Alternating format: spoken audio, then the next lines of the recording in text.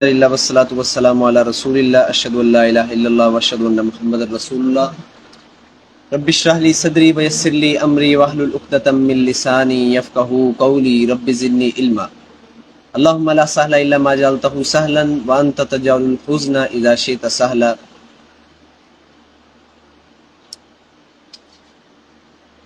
سورۃ التوبہ کے ہمارے پہلے دو رکوع جو ہیں وہ الحمدللہ مکمل ہو چکے ہیں، جس میں ہم نے 16 آیات پڑھی ہیں، اور اس سے پہلے ہم نے یہ گفتگو کی ہے کہ سورۃ التوبہ ان 7 بڑی صورتوں میں سے ایک صورت ہے کہ جس کے بارے میں رسول اللہ صلی اللہ علیہ وسلم نے فرمایا کہ جو بندہ ان کو اچھے طریقے کے ساتھ سمجھ لے، ان میں موجود علم کو جان لے، تو یہ بندہ عالم ہو گیا۔ اور اسی طریقے سے ہم نے یہ بھی گفتگو کی کہ سورۃ التوبہ جو ہے، اس کے جو پہلے 5 رکوع ہیں ان میں خطاب وہ قریش کو ہے اور عرب کے لوگوں کو ہے، جزیرہ نما عرب کے مشرکین کو خطاب ہے، اور یہ رسول اللہ صلی اللہ علیہ وسلم کی بعثت خصوصی کے ساتھ تعلق رکھنے والی آیات ہے۔ اور جو دوسرے 11 رکوع ہیں ان میں جو خطاب ہے اور جو بیان کیا گیا ہے وہ رسول اللہ صلی اللہ علیہ وسلم کی بعثت عمومی کے متعلق ہے۔ اور یہ جو پہلے 5 رکوع ہیں یہ بھی بڑے انٹرسٹنگ ہے ان کی ترتیب، کہ جو پہلا رکوع ہے سورۃ التوبہ کا پہلا رکوع جس کی 6 آیات ہم نے پڑھی ہیں، یہ پہلا رکوع یہ 9 ہجری میں نازل ہوا، اور جو دوسرا رکوع کل ہم نے پڑھا یہ فتح مکہ سے پہلے 8 ہجری میں نازل ہوا۔ تو گویا کہ پہلے رکوع کے بعد آنے والے جو 2 رکوع ہیں یہ تعلق رکھتے ہیں فتح مکہ سے پہلے، پھر اس کے بعد یہ تیسرا اور چوتھا رکوع جو ہے یہ پھر وہی پہلے رکوع کا تتمہ ہے۔ لیکن یہ ترتیب کیوں رکھی گئی کہ جو پہلے نازل ہونے والی آیات ہیں ان کو آخر میں کیوں رکھا گیا، اس میں اللہ رب العزت کی طرف سے بڑی حکمتیں ہیں۔ اور ہم دیکھتے ہیں کہ سورۃ التوبہ میں براءۃ من اللہ ورسولہ کے ساتھ آغاز ہوا ہے، حالانکہ یہ آیات نزول کے اعتبار سے بعد میں ہے، لیکن اس طرح ابتدا کیوں ہوئی؟ کیونکہ یہ موسٹ امپورٹنٹ ایونٹ ہے۔ موسٹ امپورٹنٹ ایونٹ کو ہائی لائٹ کرنے کے لیے اللہ رب العزت نے اس کو سب سے پہلے رکھا۔ اب ہم شروع کرتے ہیں۔ دوسرے رکوع میں ہم نے یہ پڑھا کہ اللہ رب العزت نے ایمان والوں کو یہ بتایا کہ دیکھو اب تم نے مکہ جانا ہے، مکہ کو فتح کرنے کے لیے، ہو سکتا ہے کہ تمہاری ان کے ساتھ کوئی جھڑپ ہو، ہوئی تو نہیں، بڑے امن اور بڑی صلح کے ساتھ مسلمانوں نے مکہ پر قبضہ کر لیا، لیکن اگر کوئی اس طرح کا معاملہ پیش آ جاتا ہے تو پھر ایمان والوں کو ترغیب دی قتال کے حوالے سے، اور وہ جو سرچنگ پوائنٹ کل ہم نے پڑھا تخشونہم، کہ کیا تم ان سے ڈرتے ہو، فاللہ احق ان تخشوا ان کنتم مؤمنین، قاتلوہم یعذبہم اللہ بایدیکم ویخزہم وینصرکم علیہم ویشفی صدور قوم مؤمنین۔ اب سورۃ التوبہ کے رکوع نمبر 3 کا آغاز ہو رہا ہے۔ یہ رکوع نمبر 2 سے ہی متعلق ہے، اور یہ فتح مکہ سے پہلے نازل ہوا ہے۔ ماں نہیں، کانا ہے، للمشرکین مشرکوں کے لیے، مشرکوں کے یہ لائق نہیں ہے، ان یہ کہ یأمرو وہ آباد کریں، مساجد اللہ اللہ کی مسجدوں کو، شاہدین شہادت دیتے ہوئے، علی انفسہم اپنے نفسوں پر، بالکفری کفر کی، اولئک یہی لوگ ہیں، حبطت کہ برباد ہو گئے، اعمالہم ان کے اعمال، وفی النار اور آگ میں، ہم وہ خالدون ہمیشہ رہیں گے۔ اب یہ ہے کہ مسلمانوں کو یہ کہا جا رہا ہے کہ دیکھو اللہ کا جو پہلا گھر تھا، ان اول بیت وضع للناس للذی ببکۃ مبارکا وہدی للعالمین، کہ جو توحید کی بنا پر قائم ہوا تھا، اس میں دیکھیں یہ مشرکوں نے اپنے ڈیرے جمائے ہوئے ہیں اور یہ سمجھتے ہیں کہ یہ ان کا حق ہے، تو اللہ تعالیٰ فرماتے ہیں ما کان للمشرکین، مشرکوں کے لائق کبھی بھی نہیں ہے، ان کا یہ حق نہیں بنتا ان یأمروا مساجد اللہ، کہ وہ اللہ کی مسجدوں کو آباد کریں، شاہدین علی انفسہم بالکفر، اس حال میں کہ وہ کفر پر ببانگ دوہل شہادت دیتے ہیں، اولئک حبطت اعمالہم، یہ وہ لوگ ہیں ان کے اعمال ضائع ہو گئے ہیں، وفی النار ہم خالدون، یہ ہے کہ ان کا اب مسلمانوں میں سے کسی کے دل میں ہو سکتا ہے یہ خیال آ رہا ہو کہ دیکھیں وہ ہے ان میں ٹھیک ہے، برائیاں ہیں، غلطیاں ہیں، لیکن ساتھ میں وہ حاجیوں کی خدمت بھی تو کرنے والے ہیں، وہ مکہ کا خیال بھی تو رکھنے والے ہیں، وہ دوسرے اہتمام بھی تو دیکھنے والے ہیں۔ یہ بیان فرمایا جا رہا ہے کہ دیکھیں سب سے بڑا گناہ جو ہے یہ کفر ہے، کفر کی موجودگی میں کوئی عمل قابل قبول نہیں ہے۔ اللہ فرماتے ہیں اولئک حبطت اعمالہم، یہ وہ لوگ ہیں کہ ان کے سارے اعمال ضائع ہو گئے۔ اسی لیے اگر کوئی کافر بندہ عمل کرتا ہے تو ہو سکتا ہے کہ اللہ تعالیٰ اسے دنیا میں اس کا اجر دے دے، لیکن آخرت میں ان کے لیے کوئی اجر نہیں، وما لہ فی الآخرۃ من خلاق، آخرت میں اس کے لیے کوئی حصہ نہیں۔ سورۃ النساء سورۃ نمبر 4 آیت نمبر 224 میں اللہ تعالیٰ فرماتے ہیں وَمَن يَعْمَلْ مِنَ الصَّالِحَاتِ مِن ذَكَرٍ أَوْ أُنثَىٰ وَهُوَ مُؤْمِنٌ، اور جو کوئی عمل صالح کرے گا، اللہ تعالیٰ فرماتے ہیں جو کوئی عمل صالح کرے گا چاہے وہ مذکر ہو یا مؤنث ہو، وَهُوَ مُؤْمِنٌ، شرط یہ ہے کہ اس کے پاس ایمان ہو، فَأُولَٰئِکَ يَدْخُلُونَ الْجَنَّةَ، تو یہ وہ لوگ ہیں جو جنت میں داخل ہوں گے۔ تو کافر کا کوئی عمل اللہ تعالیٰ کی بارگاہ میں قابل قبول نہیں ہے۔ وَفِي النَّارِ هُمْ خَالِدُونَ، اور آگ میں وہ ہمیشہ رہیں گے۔ انما، صرف اور صرف اس کے علاوہ بات کوئی نہیں، یامرو، آباد کرتا ہے، مساجد اللہ، اللہ کی مسجدیں، من، وہی جو، آمنا، ایمان لایا، باللہ، اللہ پر، والیوم الآخری، اور یوم آخرت پر، واقاما، اور اس نے قائم کی، الصلاۃ، نماز، وآتا، اور ادا کی، الزکاۃ، زکوٰۃ، ولم یخشا، اور وہ نہیں ڈرا، الا اللہ، مگر اللہ ہی سے، فعسا، سو امید ہے کہ، اولئک، وہی، ان یکونوا، ہوں گے، من المہتدین، ہدایت یافتہ لوگوں میں سے۔ اللہ کی مسجد کون آباد کرتا ہے؟ من آمن باللہ، وہ جس کے پاس ایمان کی دولت ہو،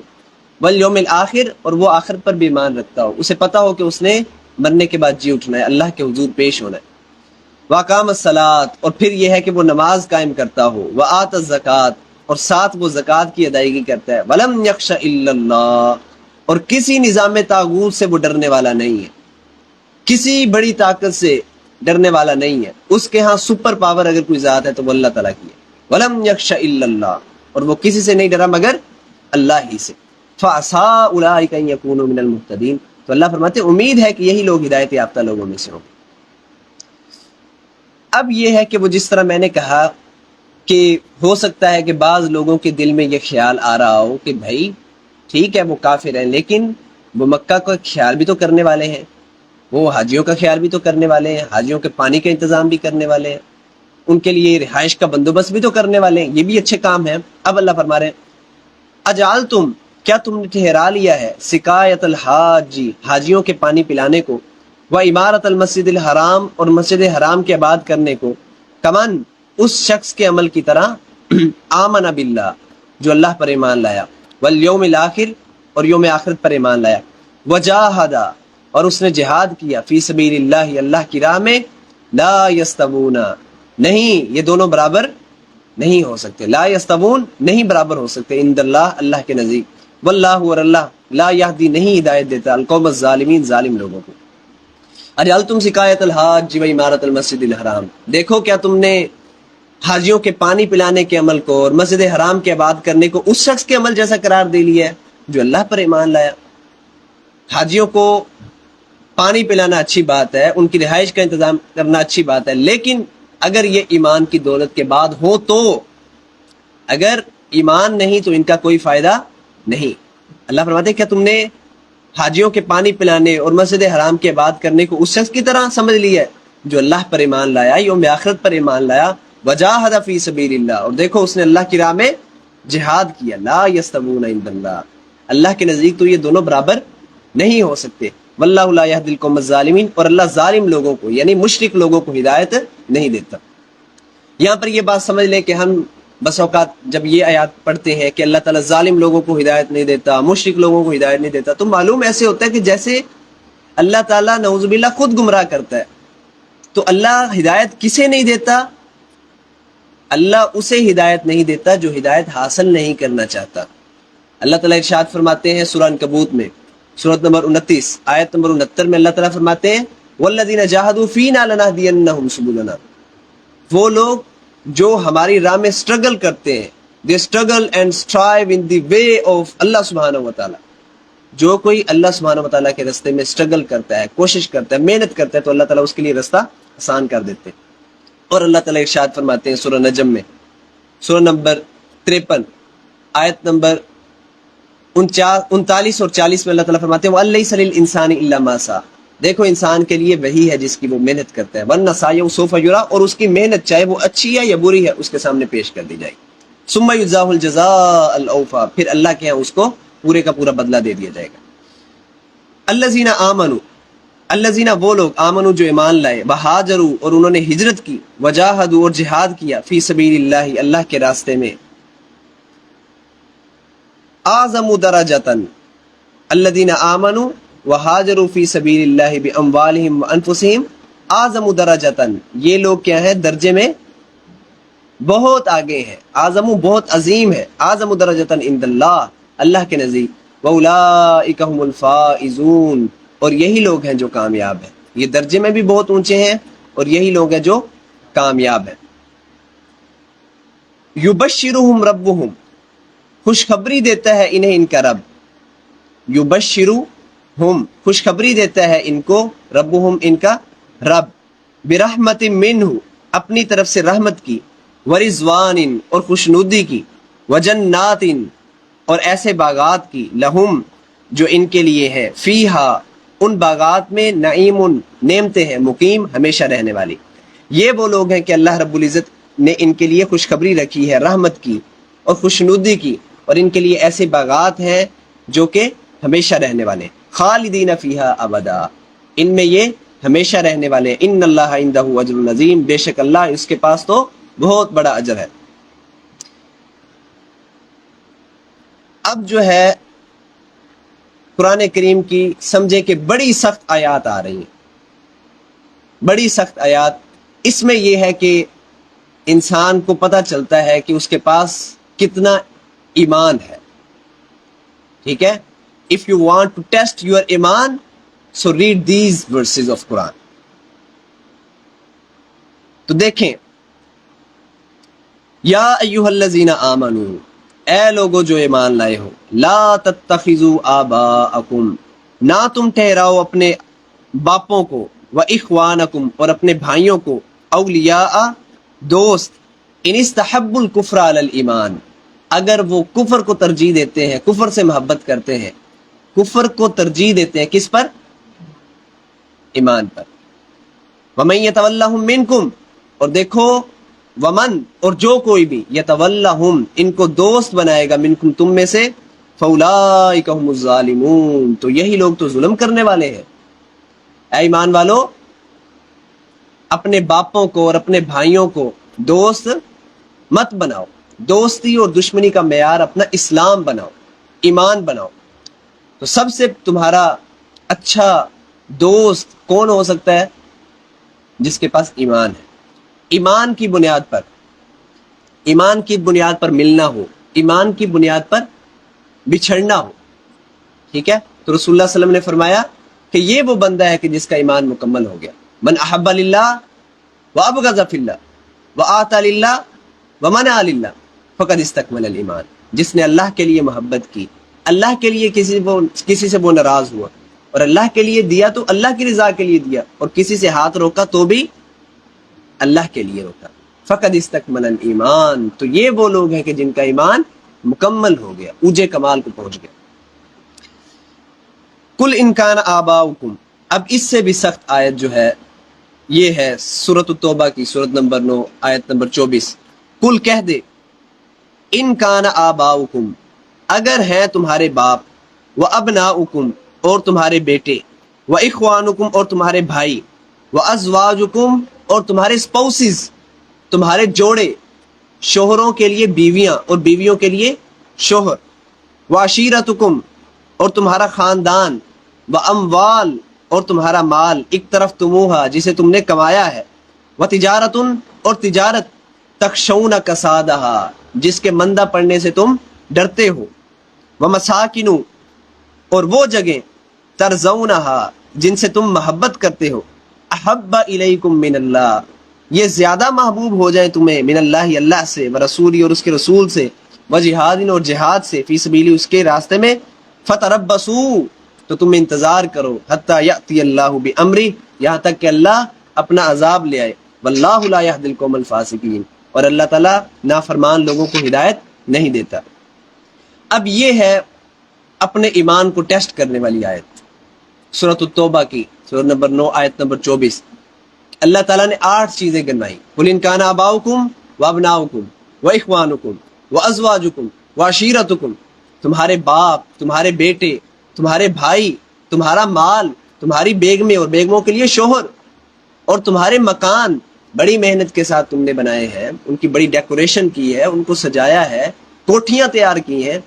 لیکن اگر ان کی محبت اللہ اور اس کی رسول کی محبت پر غالب آ جائے تو پھر اپنے ایمان کی فکر کرو۔ یہ 8 چیزیں بیان کرنے کے بعد فرمایا اگر یہ 8 چیزیں 3 چیزوں پر غالب آ جائیں تو سمجھ لو کہ تمہارے پاس ایمان نہیں ہے۔ وہ 3 چیزیں کون سی ہیں؟ نمبر 1 اللہ کی محبت، اور نمبر 2 رسول صلی اللہ علیہ وسلم کی محبت، اور نمبر 3 جہاد کی محبت۔ اگر ان 3 چیزوں کی محبت سے یہ 8 چیزوں کی محبت بڑھ جاتی ہے تو سمجھو کہ تمہارے پاس ایمان کی دولت نہیں ہے۔ رسول اللہ صلی اللہ علیہ وسلم کا ارشاد ہے، صحیح بخاری میں ہے، کتاب الایمان، باب حب الرسول من الایمان، حدیث نمبر 15، رسول اللہ صلی اللہ علیہ وسلم نے فرمایا لا یؤمن احدکم حتی اکون احب الیہ من والدہ وولدہ والناس اجمعین، کہ دیکھو اس وقت تک کوئی بندہ مومن نہیں ہو سکتا جب تک میں اسے اس کے والد سے، اس کی اولاد سے، اور حتیٰ کہ دنیا کی تمام چیز سے زیادہ محبوب نہ ہو جاؤں، اس وقت تک یہ بندہ مومن نہیں ہو سکتا۔ اور رسول اللہ صلی اللہ علیہ وسلم کا ارشاد ہے، صحیح بخاری میں ہے، صحیح بخاری کتاب الایمان، باب حلاوت الایمان، حدیث نمبر 16، رسول اللہ صلی اللہ علیہ وسلم نے فرمایا ثلاث من کن فیہ وجد حلاوت الایمان، دیکھو ایمان کی حلاوت اور ایمان کی مٹھاس محسوس کرنے کے لیے 3 چیزیں پیدا کرنی ہوں گی۔ نمبر 1 ان یکون اللہ ورسولہ احب الیہ مما سواہما، کہ اللہ اور اس کے رسول کی محبت ہر قسم کی محبت سے زیادہ ہو جائے، وان یحب المرء لا یحبہ الا للہ، اور نمبر 2 کہ انسان کسی انسان سے صرف اللہ کی رضا کے لیے محبت کرے، اپنے باپ سے محبت کرتا ہے، بڑے بھائی سے محبت کرتا ہے، عالم دین سے محبت کرتا ہے، ایک مجاہد سے انسان محبت کرتا ہے صرف اللہ کی رضا کے لیے۔ اور نمبر 3 آپ نے فرمایا وَإِن يَكْرَهُ أَن يَعُودَ فِي الْكُفْرِ كَمَا يَكْرَهُ أَن يُقْذَفَ فِي النَّارِ، کہ کوئی بندہ اگر کافر سے مسلمان ہوا ہے تو اسے ایمان کی دولت اتنی عزیز ہو، اگر اس کو یہ 2 آپشن دیے جائیں کہ یا تو تجھے آگ میں پھینک دیں گے یا پھر اپنا ایمان بچا لے یا پھر اپنی جان بچا لے، تو وہ اپنے ایمان کو ترجیح دیتا ہے اور آگ میں جانا گوارا کر لیتا ہے، ٹھیک ہے، اپنی جان کو ترجیح نہیں دیتا۔ تو یہ ہے، تو ہمیں بھی دیکھنا ہے کہ کیا ہمارے پاس اتنی محبت ہے اللہ اور اس کے رسول کی کہ ہم اپنے باپ سے، اپنے بیٹوں سے، اپنے بھائیوں سے، اپنے مال سے، اپنے مکانوں سے، ہر چیز سے بڑھ کر اللہ اور اس کے رسول اور جہاد سے محبت کرنے والے ہیں۔ تو یہ تو وہ آیت ہے جیسا کہ اللہ تعالیٰ ارشاد فرماتے ہیں سورہ قیامہ میں،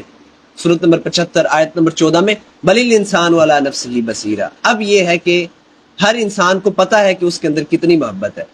سو you have to test how many love of Allah is in your heart. اب آپ کو ٹیسٹ کرنا ہے کہ اللہ سبحانہ و تعالیٰ کی، اس کے رسول کی اور جہاد کی کتنی محبت ہے آپ کے دلوں میں۔ اب ان چیزوں کا پتہ تب چلتا ہے، یہ نہیں ہے کہ آپ نے ان چیزوں سے نفرت کرنی ہے، مال سے نفرت کرنی ہے، آپ نے بیویوں سے نفرت کرنی ہے، اپنے باپوں سے نفرت کرنی ہے، نہیں۔ اللہ تعالیٰ ارشاد فرماتے ہیں سورہ آل عمران میں، سورہ نمبر 3 آیت نمبر 14 میں زُيِّنَ لِلنَّاسِ حُبُّ الشَّهَوَاتِ، کہ یہ انسان کی فطرت میں چیز داخل کی گئی ہے کہ اسے شہوات، جو شہوت والی چیزیں، ان سے محبت ہے، من النساء، عورتوں سے، والبنین، بیٹوں سے، والقناطیر المقنطرہ، خزانوں سے، اور والخیل المسومہ، نشان لگے گھوڑوں سے، اور کھیتی سے، اور جانوروں سے،